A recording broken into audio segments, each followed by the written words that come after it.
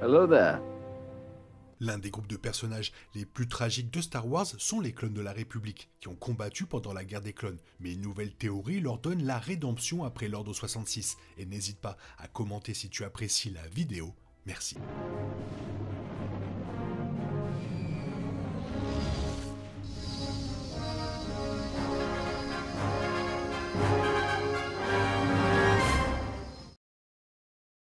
Le maître Jedi Sif Odias a commandé l'armée des clones environ 10 ans avant le début de la guerre des clones, en raison de son don de prévoyance. Après qu'Obi-Wan Kenobi ait découvert la création de cette armée dans l'attaque des clones, la République a utilisé ses soldats clones pour créer la grande armée de la République avec des généraux Jedi menant les clones dans diverses batailles contre le comte Dooku et les séparatistes.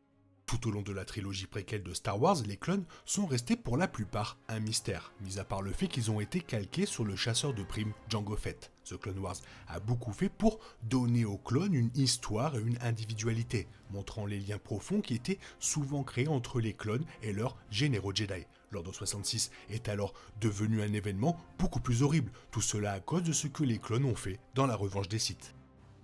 Lorsque Palpatine a exécuté l'Ordre 66 pendant la revanche des Sith, il était choquant de voir à quel point les clones se sont retournés si facilement contre les Jedi. Pendant longtemps, après la sortie du film de 2005, beaucoup ont pensé que la volonté des clones d'exterminer les Jedi était un choix conscient et qu'ils ne faisaient que suivre les ordres du chancelier suprême. Cela a certainement rendu la trahison des clones encore plus difficile à avaler pour le public qui se sentait connecté aux clones et aimait les liens qu'ils partageaient avec leurs généraux Jedi. Ce problème s'est aggravé lorsque le public est devenu encore plus attaché à certains clones pendant The Clone Wars, avec des arcs d'histoire suivant uniquement les clones et permettant au public de les connaître et de pleurer les clones perdus. La déclaration imminente de l'Ordre 66 était beaucoup plus difficile à croire pour le public. Des clones comme le capitaine Rex et le commandant Cody sont rapidement devenus les favoris des fans, et les téléspectateurs ont eu du mal à accepter qu'ils aient volontairement trahi certains de leurs amis les plus proches. Bien que cela ait pris du temps, les créateurs de The Clone Wars ont finalement trouvé une solution de contournement intelligente qui a expliqué pourquoi les clones ont trahi les Jedi. La saison 6 de The Clone Wars a introduit un arc qui suivait un soldat nommé 5 qui tente de découvrir un mystère après que l'un de ses frères ait tué un Jedi après avoir souffert d'une mystérieuse maladie. Il est révélé à la fin de l'arc que chacun des clones avait une puce inhibitrice implantée dans leur cerveau dès la naissance, ce qui restreignait leur libre arbitre et les amènerait à suivre les ordres lorsque l'ordre 66 serait exécuté. 5 finirait par retirer sa puce et sera pourchassé. Après la mort de 5, le capitaine Rex a rédigé un rapport qui n'a fait l'objet d'aucune enquête, mais qui a ensuite été découvert par Ahsoka après l'exécution de l'Ordre 66. Ahsoka a pu libérer le capitaine Rex de sa puce inhibitrice, le libérant ainsi du contrôle de Palpatine. Ce changement dans The Clone Wars a transformé la prétendue trahison des clones envers les Jedi en un destin tragique d'esclaves de la volonté de Palpatine. La personnalité des clones a changé suite à l'activation de leur puce inhibitrice et s'est transformée en des êtres qui ne vivaient que pour se conformer aux ordres de quelqu'un d'autre. Cela leur a enlevé toute forme de libre arbitre.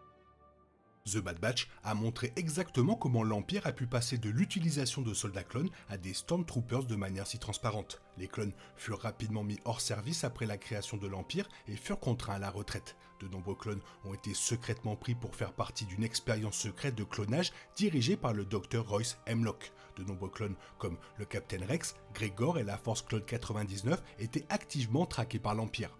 Rex avait mis en place un réseau souterrain secret de clones qui travaillait pour libérer les autres et les aider à supprimer leur puce inhibitrice.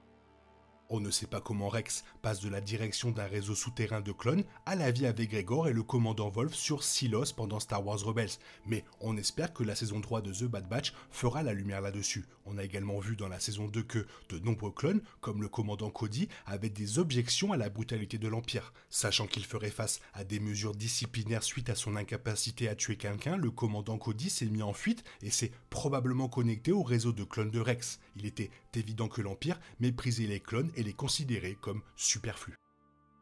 Une théorie proposée par The Bad Batch est qu'il y aura un soulèvement de clones dans la saison 3, avec des forces dirigées par le commandant Cody et le capitaine Rex. Cela ne semble pas trop loin. On ne sait pas exactement combien de clones le réseau de Rex a pu sauver, mais s'il y en a suffisamment, il semble probable qu'ils attaqueront pour aider à libérer leurs frères de l'Empire et de ses expériences. Même si un soulèvement de clones ne se terminera probablement pas bien pour les clones, ils pourraient au moins les libérer pour vivre la vie qu'ils peuvent.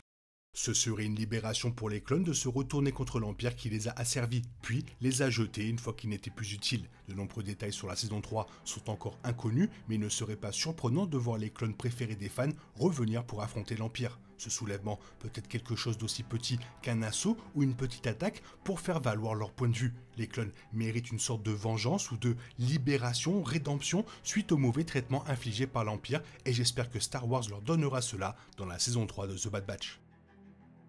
Maintenant, la question qui se pose, c'est toi, qu'est-ce que tu en penses? Est-ce que les clones méritent une rédemption, une libération, une bataille pour se venger? Fais-moi part de ton avis dans la zone commentaire, sinon il est temps pour toi de reprendre le cours normal de ta vie. On se retrouve bientôt pour une nouvelle vidéo. Bisous bisous, bye bye.